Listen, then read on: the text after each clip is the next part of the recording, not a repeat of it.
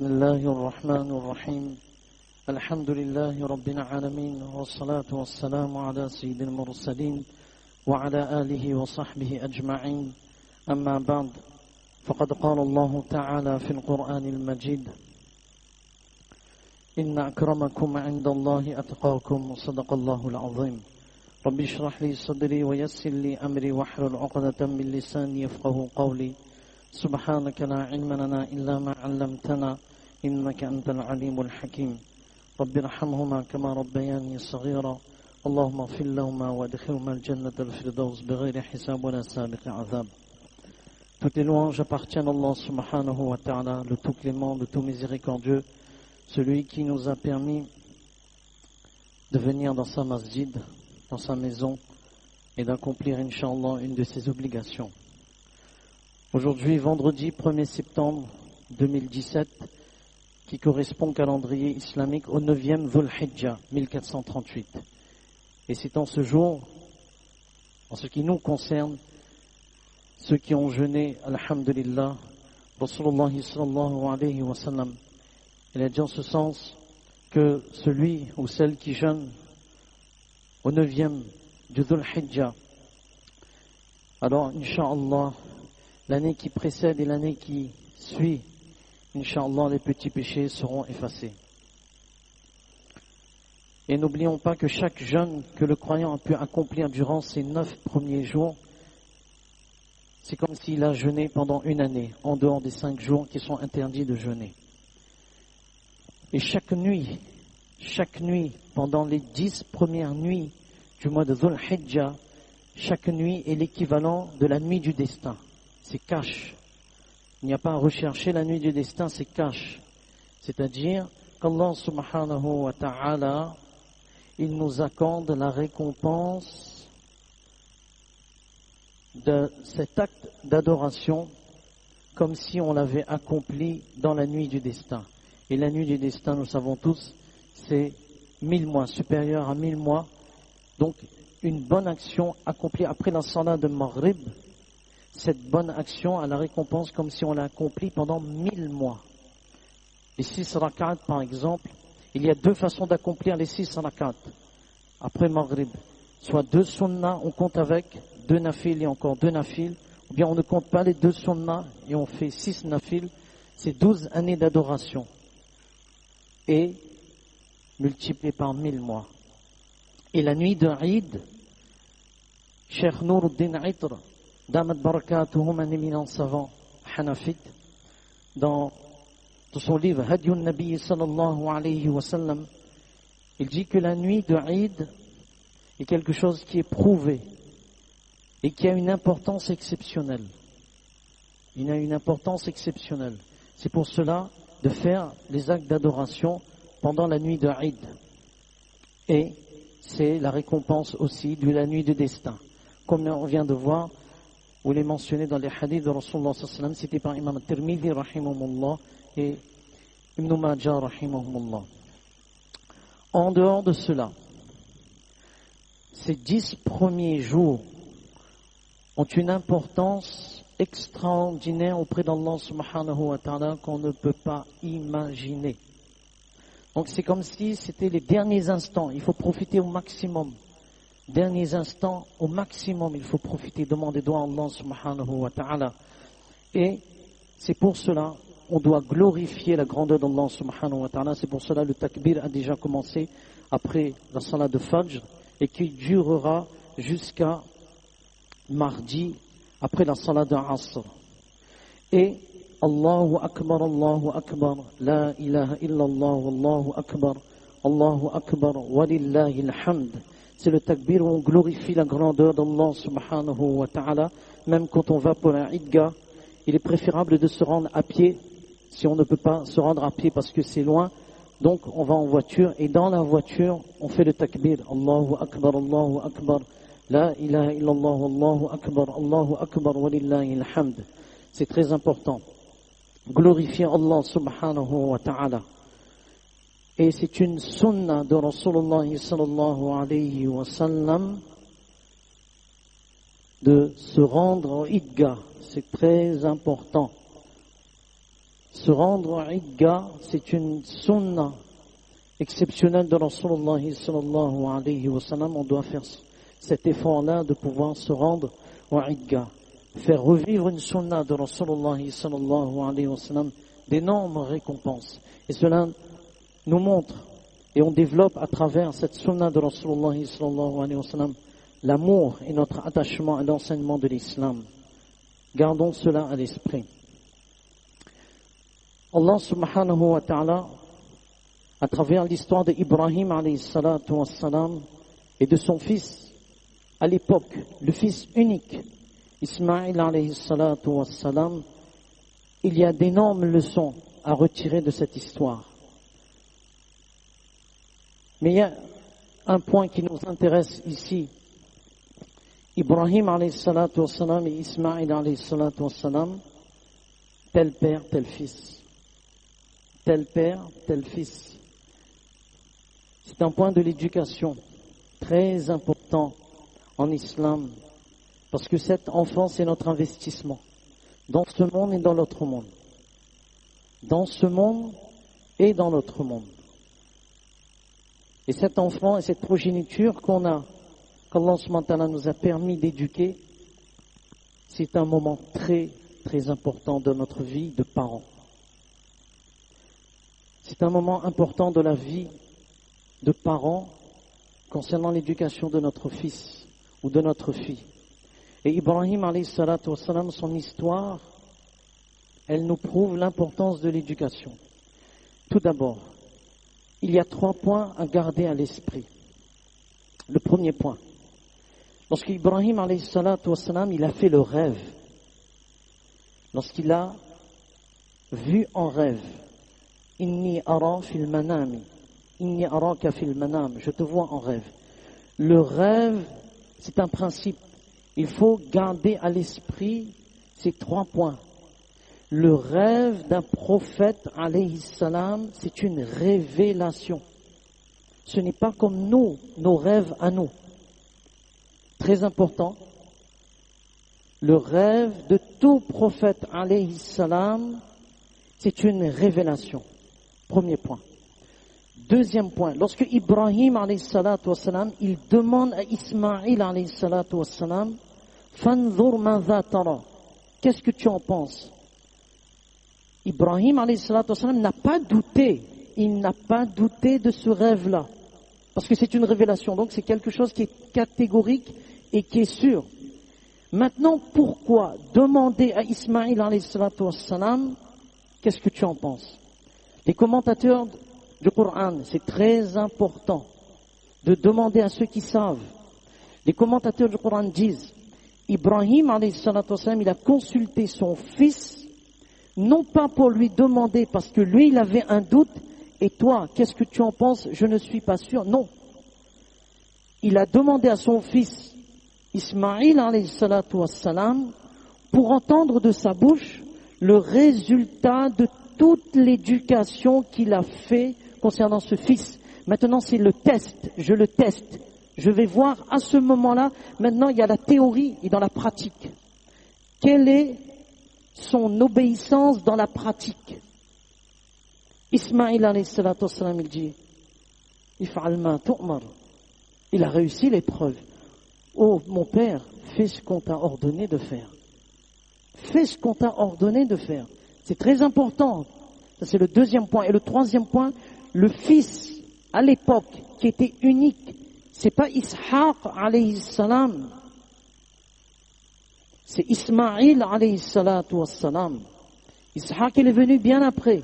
Mais le premier fils, et qui était à l'époque le fils unique, c'était Ismaïl alayhi salatu wassalam. Donc, gardons à l'esprit ces 3 points. Le rêve de tout prophète alayhi salam n'est pas comme nos rêves à nous. C'est une révélation. Demander à Ismaïl alayhi salatu wassalam qu'est-ce qu'il en pense, ce n'est pas lui donner le choix concernant ce rêve, mais c'est le tester et l'entendre de sa bouche le résultat de toute l'éducation et de tout l'effort éducatif qui a été fait par le père, Ibrahim alayhi salatu wassalam. Et troisième point, le fils qui devait être sacrifié à l'époque, c'était Ismaïl alayhi salatu wassalam. Maintenant, regardons. Ibrahim alayhi salatu wassalam, sa responsabilité, Khalilullah, ce n'est pas n'importe qui, c'est l'ami d'Allah. Khalilullah, il a une tâche exceptionnelle, c'est un prophète. Il a des fonctions bien hautes et bien nobles. Mais même ça, il a pris son temps pour éduquer son fils. Cela nous montre que la tâche parentale constitue aussi une des fonctions de tout prophète alayhi salatu wassalam qui a eu une progéniture.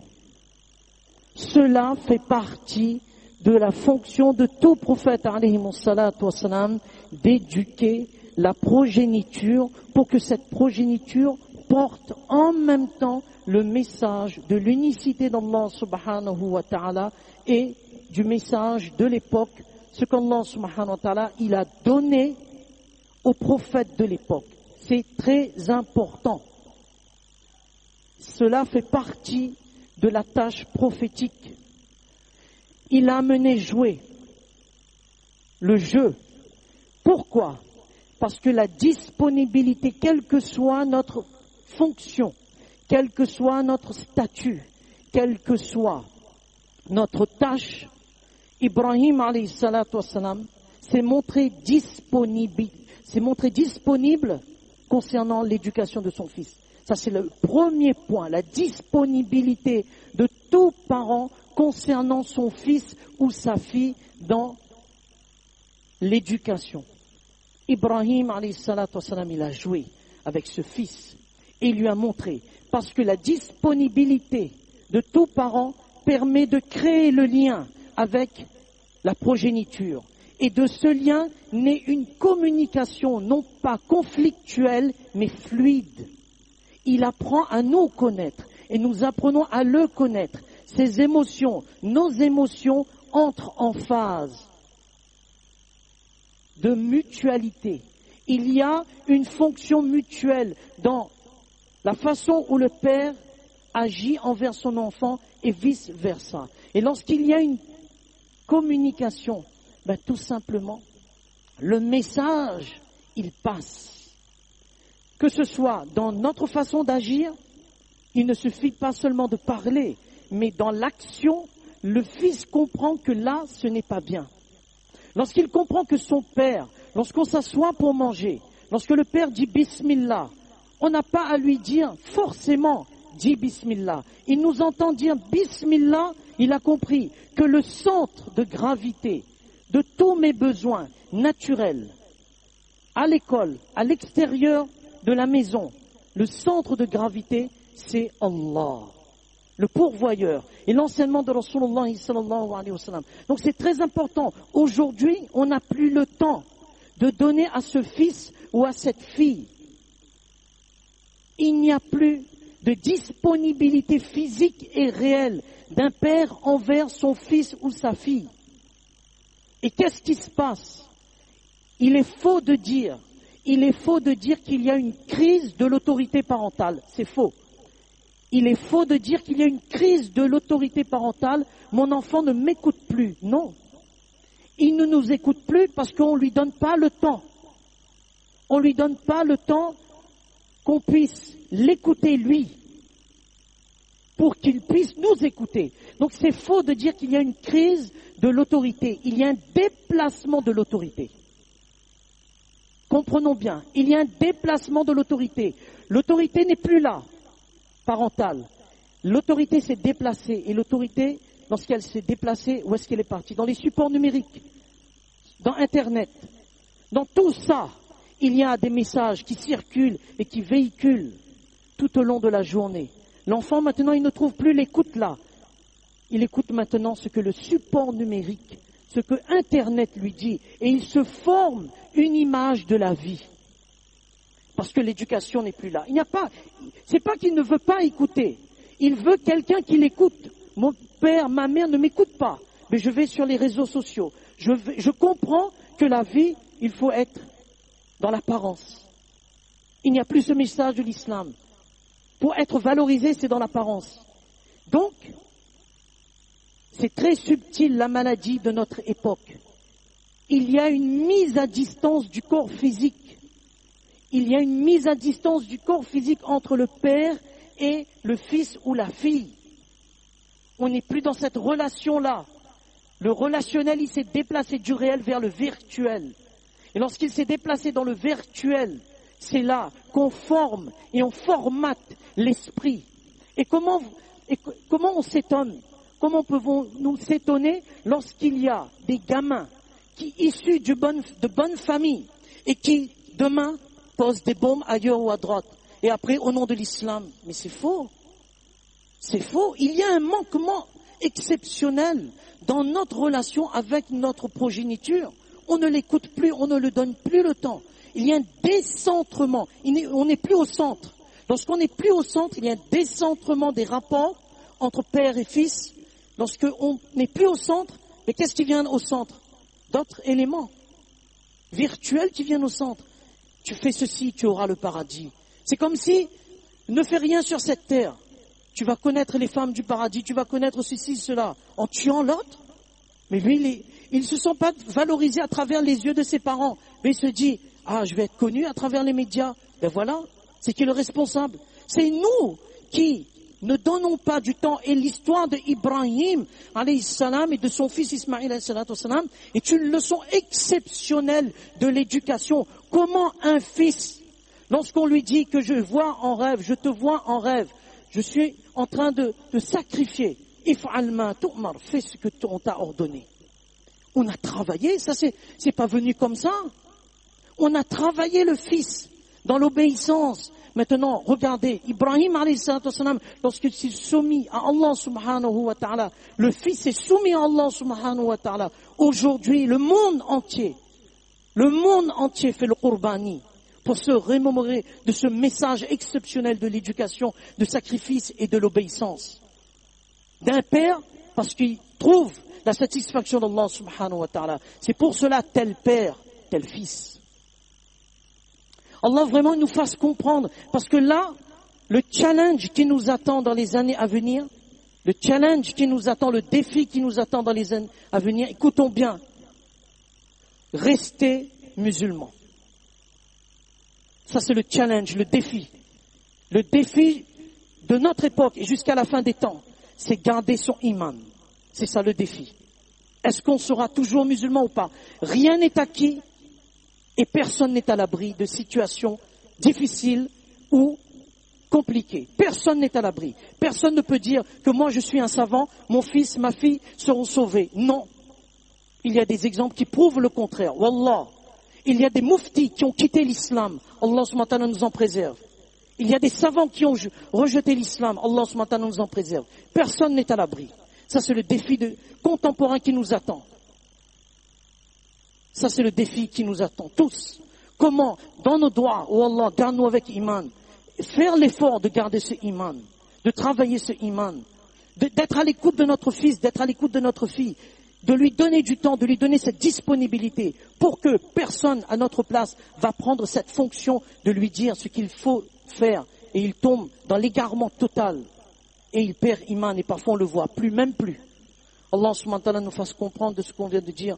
Allah subhanahu wa ta'ala fasse que notre iman, il soit préservé jusqu'à notre dernier souffle et que la leçon que Ibrahim alayhi salatu wassalam nous a laissée à travers son fils Ismaïl alayhi salatu wassalam soit ancré, que le qurbani qu'on fait, ce n'est pas juste le fait d'égorger, mais d'avoir tout cet arrière-plan éducationnel, spirituel, ce message que Ibrahim alayhi salatu wassalam nous a légué, c'est-à-dire, comme moi j'ai préservé le iman de mon fils Ismaïl alayhi salatu wassalam, je vous lance ce message, vous aussi préservez vos gamins, vos filles, votre progéniture, protégez leur iman, faites l'effort jusqu'à la fin de votre vie, parce que lorsqu'on va quitter ce monde, c'est ce fils ou cette fille qu'on a éduqué qui va lever ses mains et va dire, oh Allah, pardonne mon papa, oh Allah, pardonne ma maman. Amin wa akhiru da'wana alhamdulillahi rabbil alamin. Jazakumullah khairan.